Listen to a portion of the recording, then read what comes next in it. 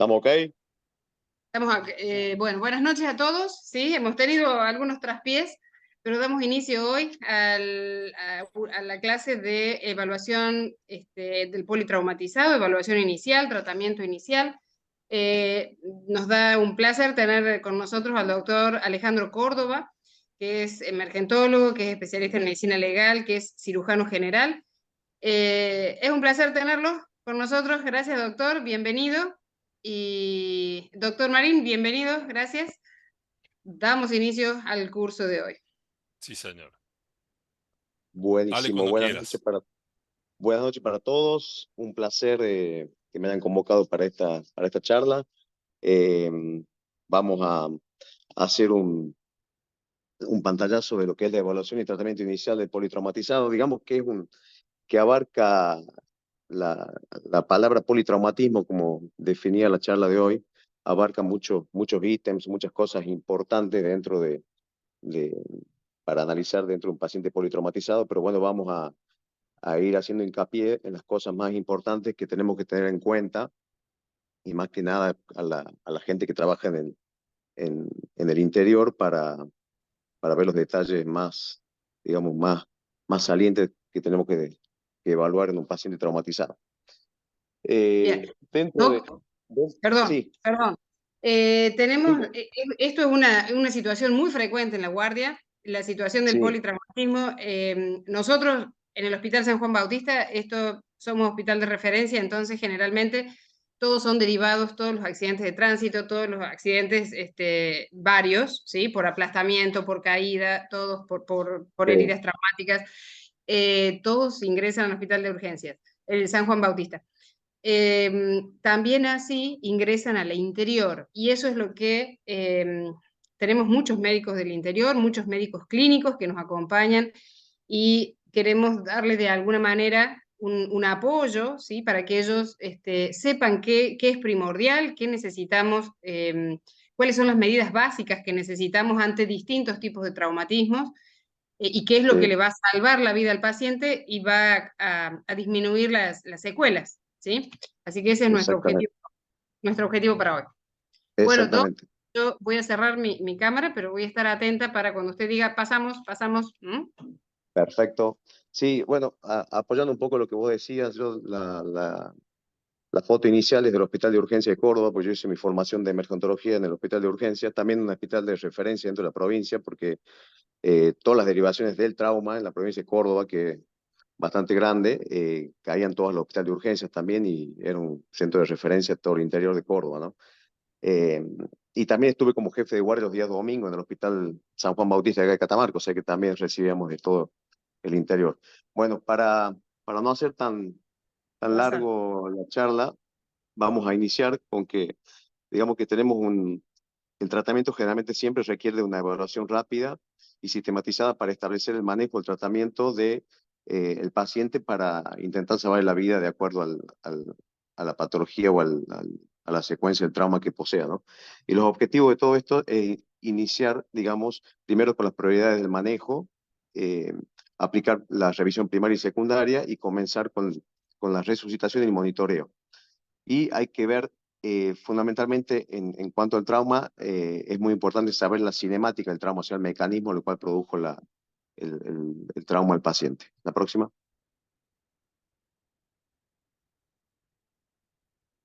Para ello, bueno, la evaluación inicial, eh, muchas veces es muy repetitivo todo esto, pero es importante tener en cuenta el triage, que ya vamos a hablar de eso, para la selección del paciente grave y el paciente no tan grave, la revisión primaria, que es el A, B, C y D del paciente, la resucitación, todos los elementos que ayudan para la revisión tanto primaria como secundaria, y la reevaluación y posterior monitoreo. La siguiente. Bien. Para tener en cuenta, en la fase prehospitalaria tenemos unos ciertos ítems que manejar, que son el manejo de la vía, el mantenimiento de la vía aérea, los controles de las hemorragias, tanto externa y el shock, y la inmovilización adecuada del paciente. Próxima. El traslado del paciente también tiene que ser en el momento adecuado y también tiene que saber el lugar de referencia al cual se va a trasladar el paciente, tiene que estar atento y esperando la llegada. Siguiente.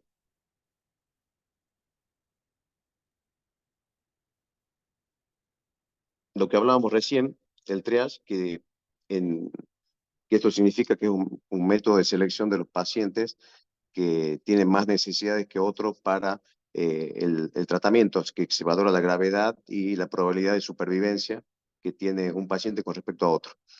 Siguiente. Bueno, y tenemos también se puede calificar de acuerdo si hay un evento con un desastre, con un evento masivo o un incidente con múltiples víctimas. Siguiente.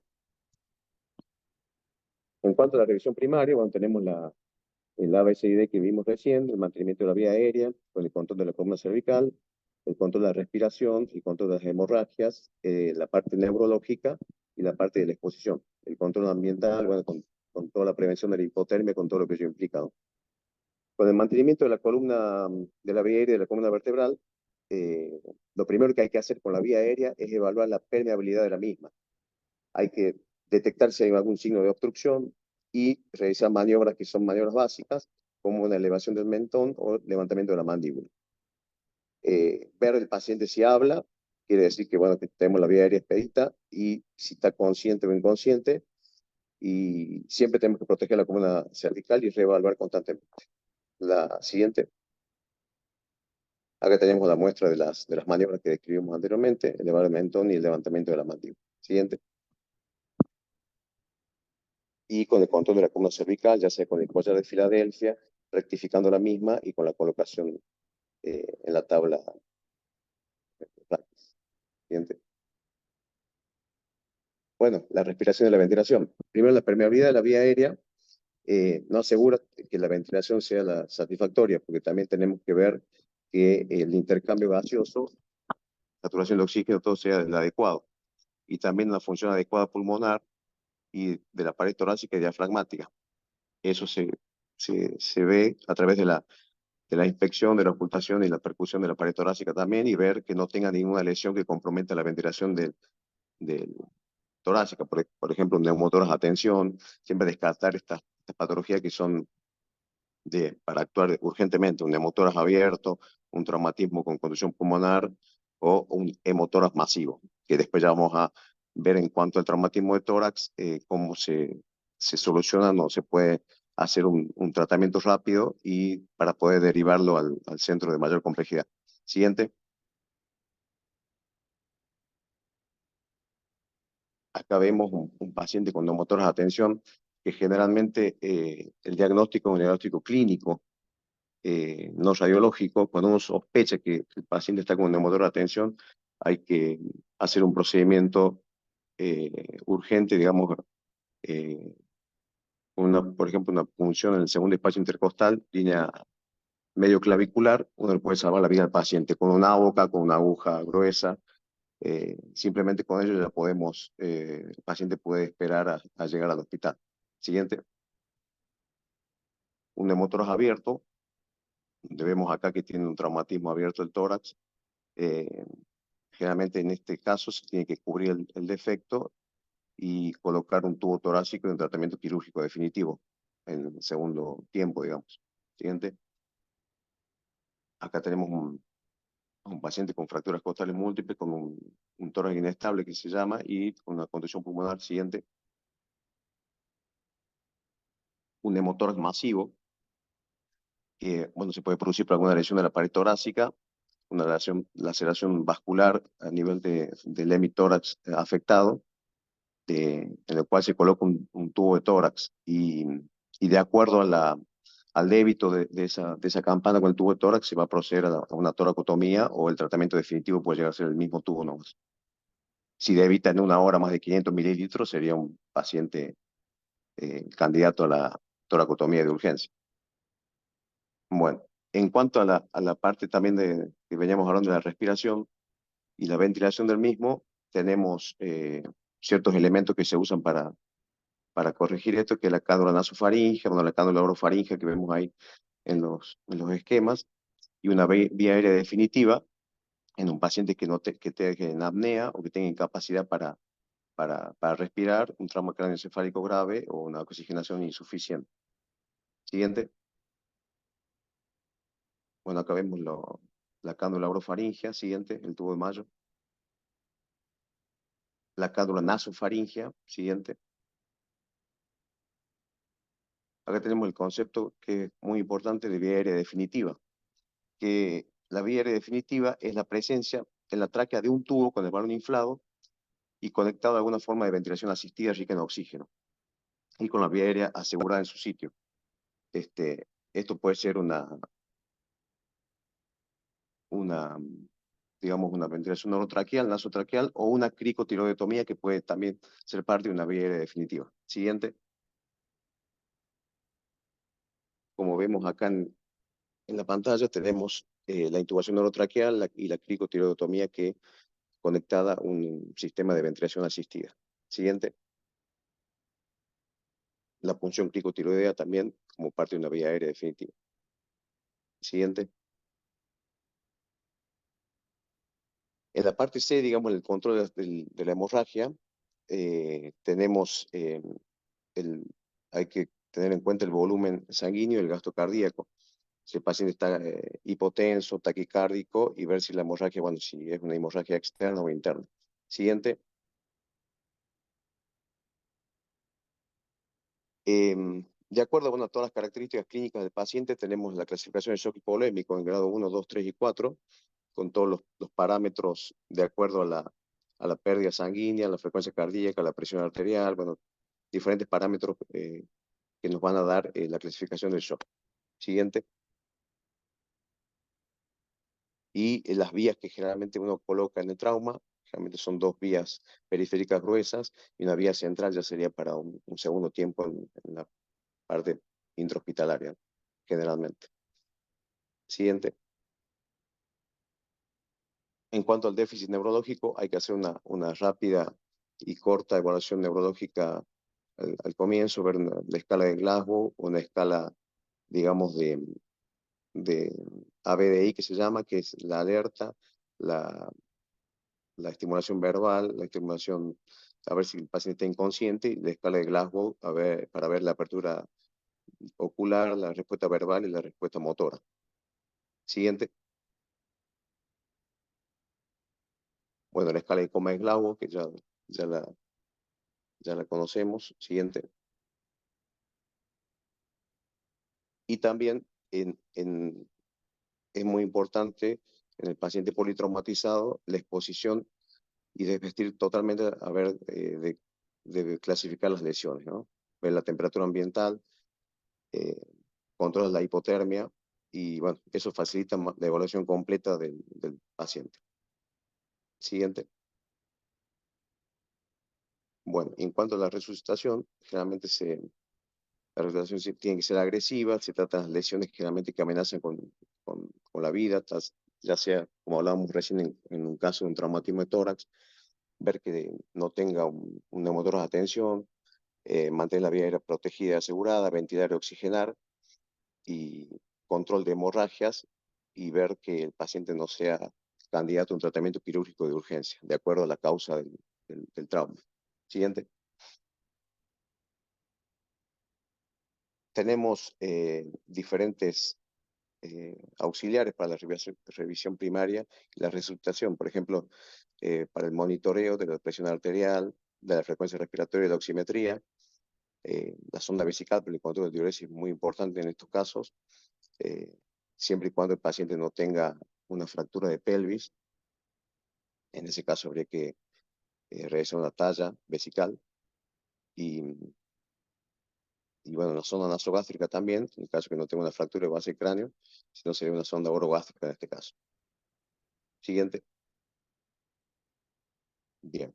En cuanto a los estudios ya diagnósticos, hay casos que la clínica nos ayuda bastante para detectar lesiones potencialmente letales, como por ejemplo el neumotórax a tensión. No tendríamos que llegar a una placa radiográfica, pero en otros en una revisión secundaria ya se usaría una radiografía de tórax, una radiografía de pelvis y una cervical de perfil para eh, buscar lesiones potencialmente letales en el paciente. Y también estudios diagnósticos como se puede dar un lavado peritoneal diagnóstico, un ECOFAST en búsqueda de líquido libre o una tomografía computada. Siguiente. Bien. En cuanto a la revisión secundaria, la revisión, cuando se termina toda la revisión primaria, viendo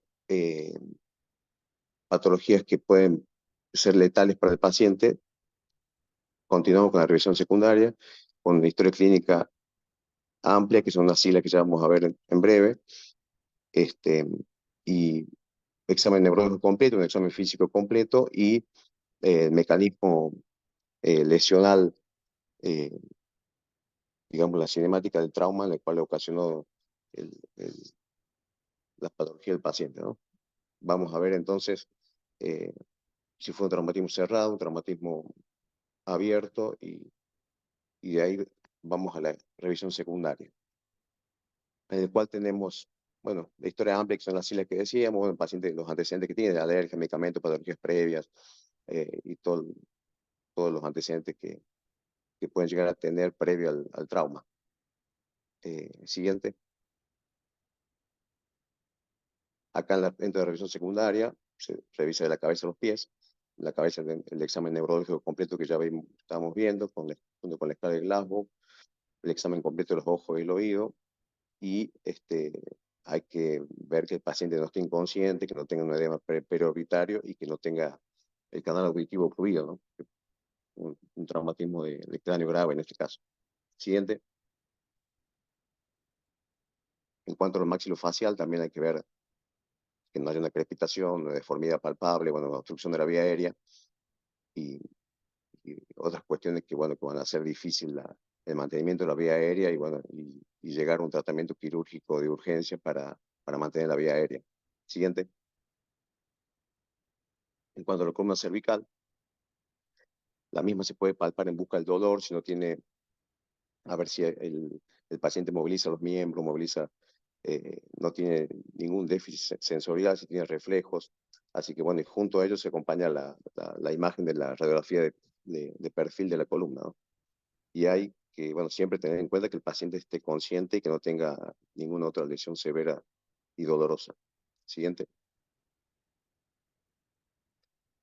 En caso del cuello, hay que también buscar lesiones que, que sean, pueden ser penetrantes o un traumatismo cerrado, algún signo de obstrucción de la vía aérea, de estridor, crepitación, porque puede haber un traumatismo de tráquea que produzca estos signos de crepitación y hematomas y estridor laringio.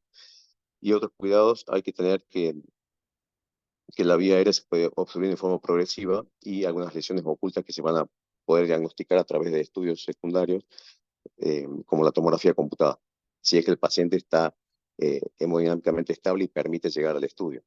Siguiente. Bueno, en cuanto a lo que hablábamos recién del tórax,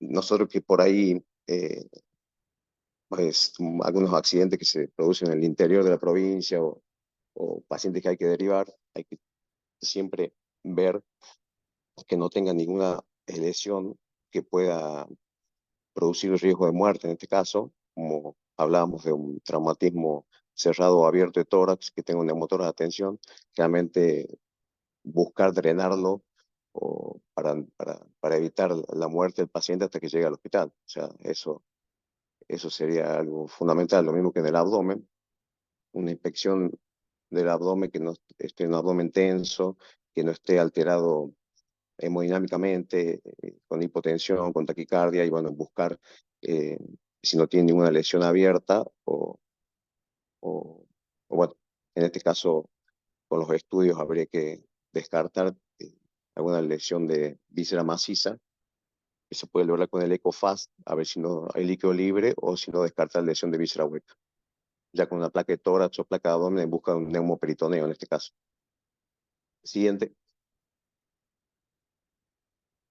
En cuanto a la parte, al examen perineal, podemos encontrar contusiones, hematomas, laceraciones, sangre del meato, que nos contraindicarían la colocación de una sonda vesical en este caso.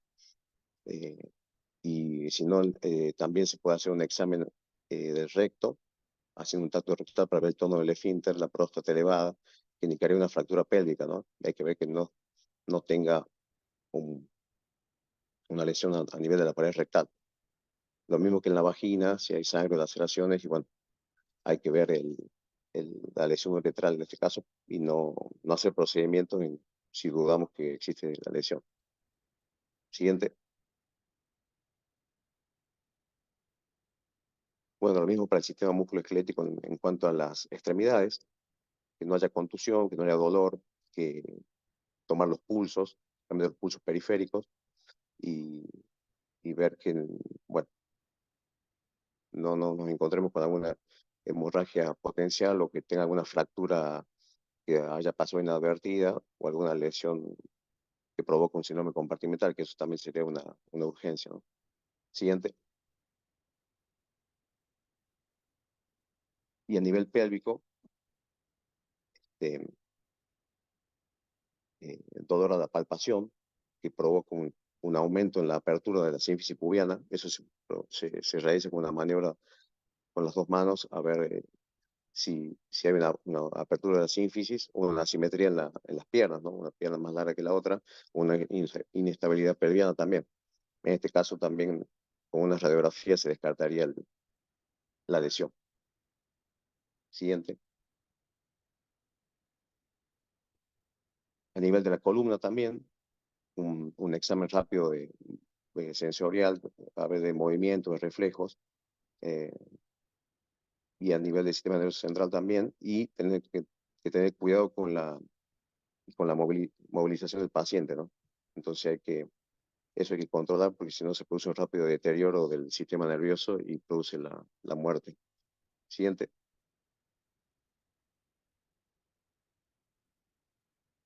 Si el paciente está estable hemodinámicamente, para la revisión secundaria podemos realizar estudios complementarios como la tomografía, y bueno, y diagnosticar lesiones y llamar al especialista correspondiente.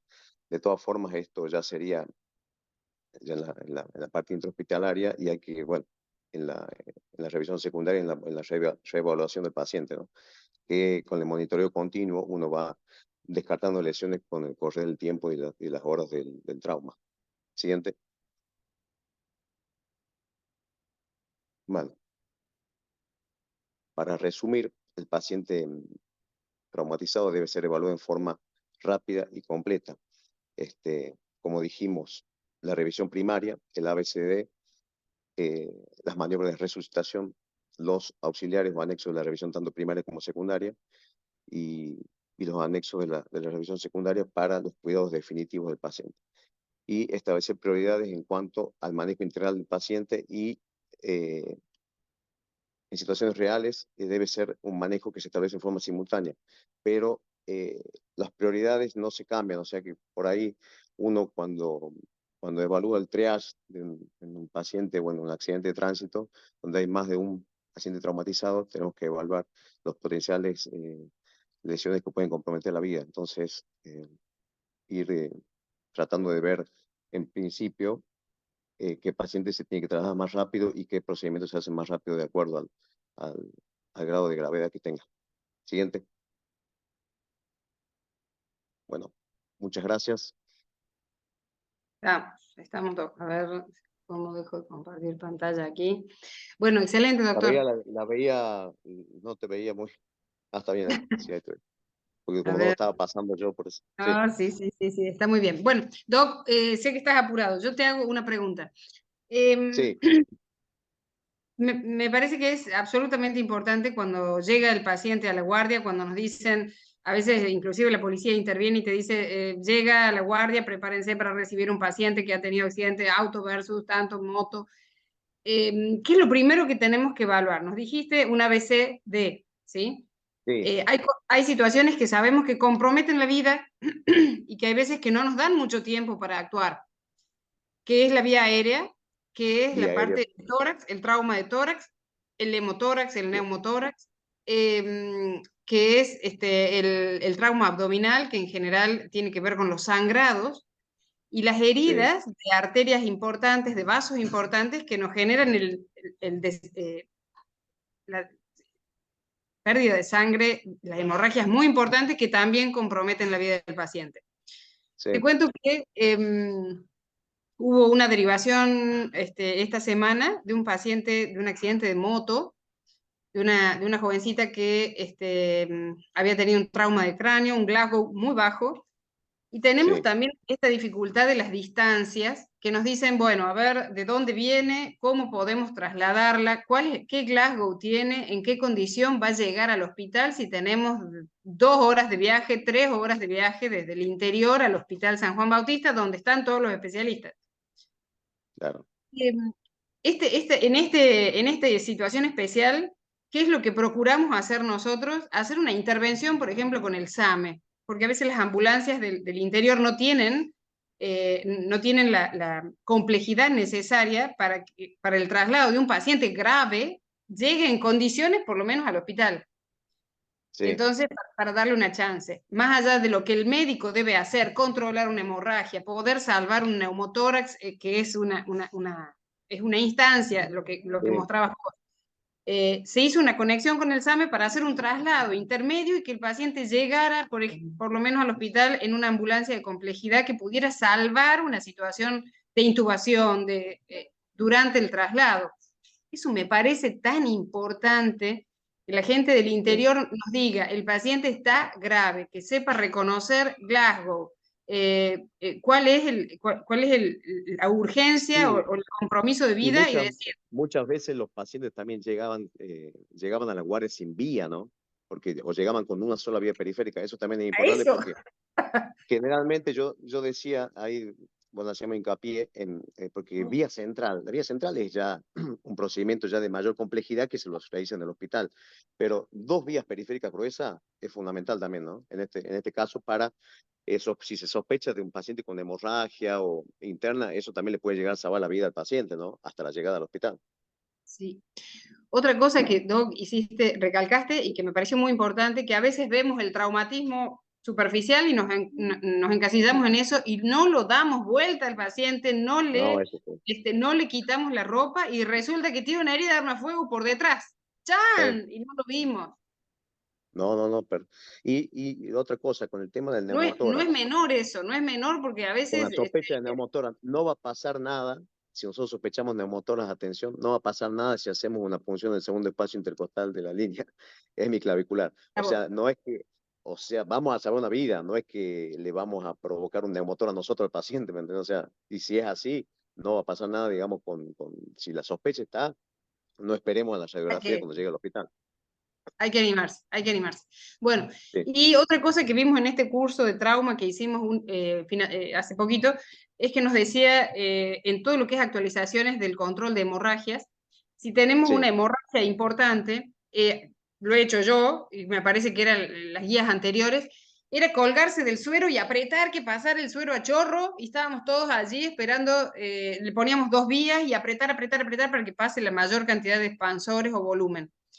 Me decían sí, ahora que no está indicado eso, porque si tenemos un sistema de coagulación que está trabajando, que empieza a tratar de controlar la hemorragia de la herida, nosotros al hacer presión lo que hacemos es correr el coágulo que se está acomodando para cohibir claro. esa hemorragia.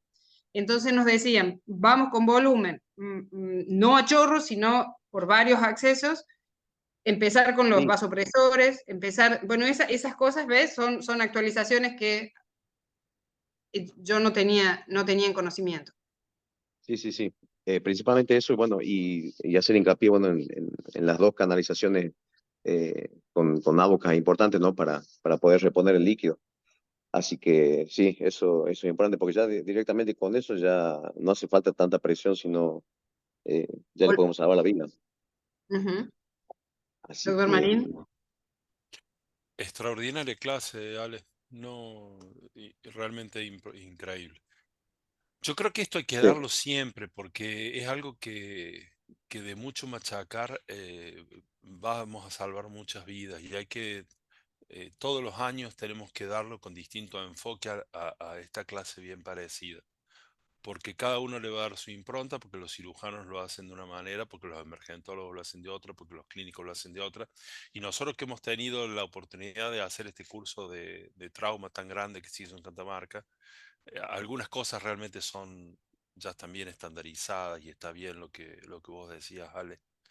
Yo creo que para Sí. la gente del interior, que realmente es lo que nosotros queremos apoyar más que nada, tienen que saber lo que hay que hacer y lo que no hay que hacer. Esas dos cosas. Las vías, la vía aérea, el examen inicial, ver que haya algo grave, comunicar lo que uno tiene y pedir ayuda lo que más se pueda para tratar de que el traslado sea exitoso. Porque el Y otra traslado Sí, cosa, es parte del Pablo, tratamiento, el otra traslado. cosa que por ahí muchos se enfocaban o en el mismo hospital, ¿no? Por ahí un traumatismo de miembro inferior, supongo un traumatismo de rodilla, placa de rodilla, nada más, ¿entendés?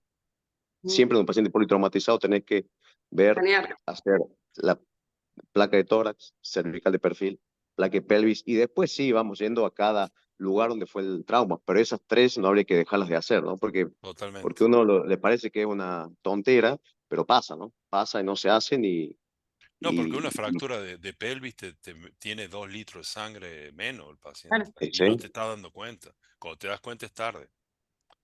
exactamente, A ver, el politraumatismo podemos hablar 100 horas y que vamos a seguir encontrando cosas porque realmente es sí, una caja de Pandora de los cuales cada paciente es diferente y está en la sagacidad del clínico que lo recibe, darse cuenta de todo el compromiso que tiene ese paciente y a veces no es fácil.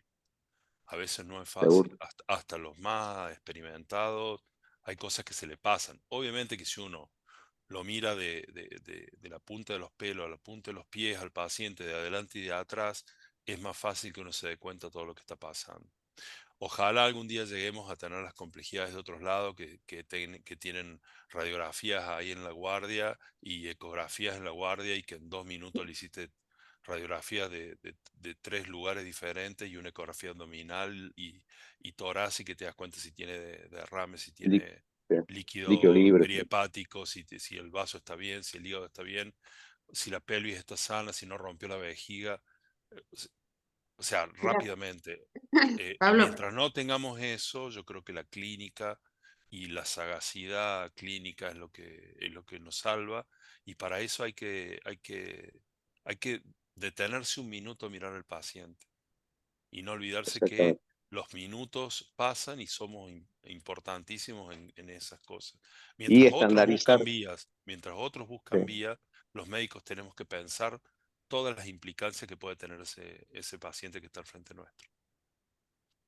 Te así escucho, Ale. es.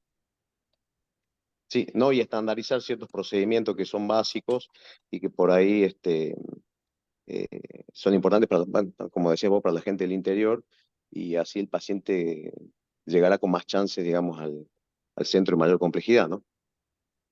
Así, perdón, vos sabés que a eso, Y hablar a por eso- teléfono a la gente, perdóname, Lore. Y hoy en día, año 2023, casi 2024, consultar a los que están de guardia en el Hospital San Juan. Tengo esto, ¿qué le hago? O sea, todo el sí, mundo está para ayudar. El Hospital San Juan, el Hospital de Niños. O sea, todo sí, médico que está de guardia, recibir una llamada de un colega diciendo tengo esto, ¿qué hago? Despierta la solidaridad y el estar seguro, con ese colega en el lugar, sí, porque interior hoy en que día la tecnología nos da hacer videollamadas, mostrar las cosas, mostrar el paciente. O sea, eso es fundamental para que lo internalicemos todo. El que está seguro. para ayudar y el que está para pedir ayuda. Doc, te hago un aporte. Vos sabés que he tenido la posibilidad de estar en centros de mayor complejidad. He tenido la posibilidad en mi época de formación, pasar por el Hospital de Urgencias de Córdoba, estar en el área de Sí, clínica, estar en el área de traumato. Allí conocí a un montón de gente que ha sido colega del doctor Alejandro Córdoba.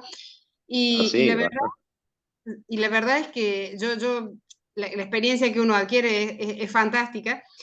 Y vos sabés que cuando hablamos de cómo abordar, no sé si necesitamos tanta complejidad. Yo lo que No, aprendí en este último tiempo es que las guías son universales. Las guías de atención primaria, las guías de politrauma, las guías de cómo seguro. resolver, las sabemos todos, las tenemos que leer todos, Mira, estando en Estados Unidos, estando en Buenos Aires, estando en el Hospital San Juan Bautista o en el interior de Catamarca. Entonces, te digo, la resolución mira, básica y yo te y la digo que contención del paciente la tenemos que saber. Que no tengamos un ecógrafo, bueno, tenemos que agudizar porque la clínica del paciente nos está hablando. Si el paciente se hipotensó, se está chocando. Si el paciente no respira bien, veamos vía aérea. Si el paciente, es decir, los signos y los síntomas dependen de la observación del mira, médico. mira Entonces, que en el Hospital de Urgencia de Córdoba, discúlpame que te interrumpa, sí, sí, digo, ahí es como que está todo tan protocolizado que el paciente llega al showroom, hay ecografista de guardia activa 24 horas, hay hasta hemodinamista de guardia 24 horas. Entonces, imagínate que en los traumatismos de vaso, yo creo que, no, mira, yo soy cirujano, yo en mi formación en el hospital de urgencia, yo creo que operamos un solo vaso, porque todos los vasos se embolizan directamente. En esa época ya se embolizaban los vasos, hace 10 años atrás te hablo, ¿no? sí. Se siguen embolizando, obviamente. De hemodinamia, el traumatismo de grado 1 a grado 3 se embolizan, 4 y 5 se operan, por ejemplo. O sea, Eso no porque ya digo que tenés un lleguemos, diagnóstico no, así más específico, porque te claro, estoy hablando del trauma que tengo en el interior. Viene un accidente de moto y sí, estoy sola en una guardia, entonces, ¿qué tengo que hacer?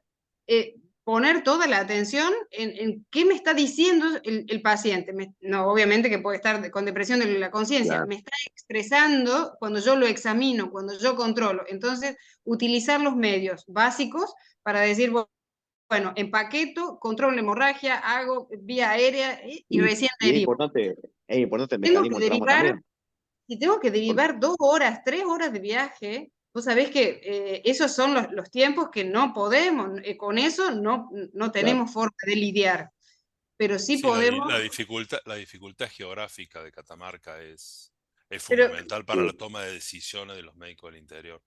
Pero bueno, eso hace de que lo que habíamos hablado recién de la sagacidad clínica de mirarlo 10 minutos seguido al paciente y ver qué es lo que está pasando, eso es lo que tenemos que siempre intentar aprender y siempre intentar pensar y sí, reflexionar. Por eso, cuanto menos cosas uno tiene de tecnología, más tiene que estar tienen que atento desarrollar habilidades. las habilidades propias sí, de los médicos, y los médicos somos eso, somos observadores de lo que está pasando, observadores críticos y de lo que está pasando. Y eso tenemos que saber. Mientras otros hacen otra cosa, estabilizar la columna, estabilizar la columna cervical, hacer las dos vías, uno tiene que estar viendo qué paciente tenemos y los signos vitales. Hay algo que a mí me encantaría poder hacer, que a los médicos del interior se les dé la posibilidad de que todos tengan elementos para hacer intubación, que todos eso, tengan un entrenamiento para hacer intubación y que si no tengo una ambulancia con respirador, porque así son a veces las condiciones que tenemos, viene intubado y lo vengo ambuceando y vienen 2 personas en la ambulancia y se pueden turnar para ambucear. No sé, tengo que buscar la manera de salvarle la vida.